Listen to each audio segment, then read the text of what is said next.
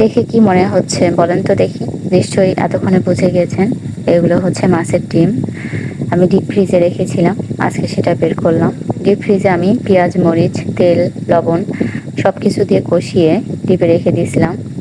আমি একটা মাছ কিনেছিলাম, তো মাছটা যে একদম খুব বেশি বড় তাও কিন্তু না।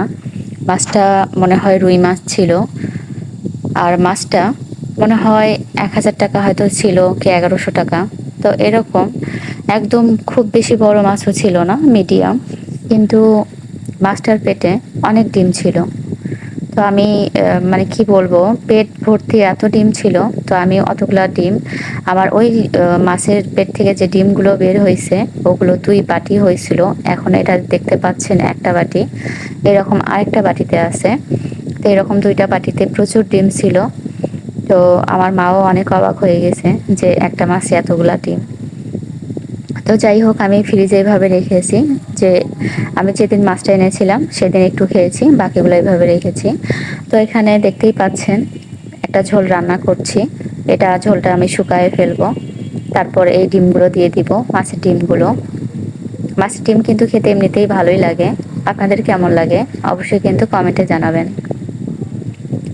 এখানে আলু, বেগুন সবকিছু দিয়ে একটা চটচটির মতো রান্না করছি। এটার মধ্যে একটু পরেই আমি মাছের ডিমগুলো দিয়ে দিব। তো দেখেন আমার তরকারির কালারটা কিন্তু মাশাআল্লাহ অনেক সুন্দর আসছে। তো এখন আমি এই ডিমগুলো কেটে নিব। কেটে নিব বলতে এখান ডিপের বরফগুলো ছেড়ে গেছে। এখন একটু এখান থেকে নিয়ে এখানে দিব।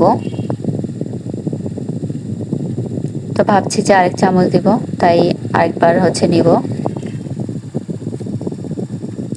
মাছের ডিম খেতে কেমন লাগে অবশ্যই কিন্তু বলবেন।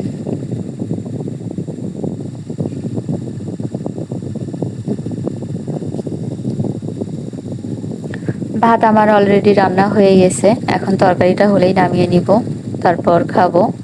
ভেবেছিলাম আলুগুলো একটু চিকন চিকন করে কাটবো, কিন্তু কি যেন ভেবে এরকম মোটা করে কাটলাম। তো যাই হোক, কেটেই যখন ফেলেছি তো তখন আর কিচ্ছু করার নাই। তবে আলুগুলো যদি চিকন করে কাটতাম, তার সাথে এই ডিমটা দিলে বেশি মজা লাগতো।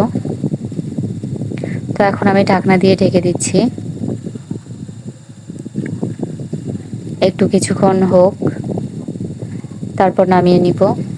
তো আমার আজকের এই ভিডিওটি কেমন লাগলো অবশ্যই কিন্তু কমেন্টে জানাবেন।